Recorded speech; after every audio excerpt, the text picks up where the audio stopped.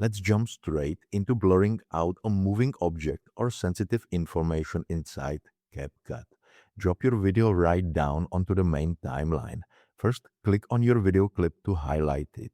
Hold down the Option key on Mac or the Alt key on Windows. Then click and drag the clip straight up into the track directly above it. This creates an exact duplicate layer sitting right on top of your original footage. Now, click on the bottom video layer so it is selected. Head over to the top left corner of your screen and click on the Effects tab. In the search box, type in Gaussian Blur. Click and drag that Gaussian Blur effect right onto your bottom clip. The important thing is selecting the right blur intensity. With that bottom clip selected, look over at the top right panel under Basic Video Controls. You will see a blur slider. Drag that up to around 70 or 80%. The trade-off here is that setting the blur too low will leave text or faces recognizable, but turning it up to 100% can create a very harsh, distracting block on your screen.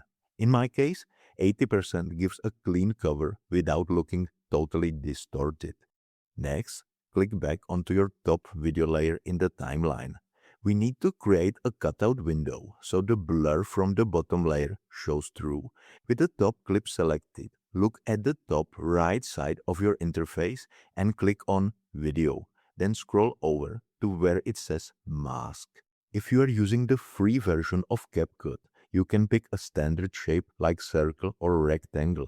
If you have CapCut Pro, you can see and select the pen tool to draw a custom shape point by point around your target. Go ahead and select your shape or draw your points directly over the object in the preview window. At first, you will notice that only the area inside your shape stays clear, while everything else looks normal. To fix this, look at the mask settings on the right panel. Look at the top right corner and click on the reverse button. Toggling this button inverts the mask action. Now whatever is inside your target box gets covered by the blurred layer underneath, while the rest of your video remains sharp and clear. Now, that goes both ways when you adjust the edges. Right under your mask options, locate the feather slider. Click and slowly drag the feather slider to the right to soften the border of your blur.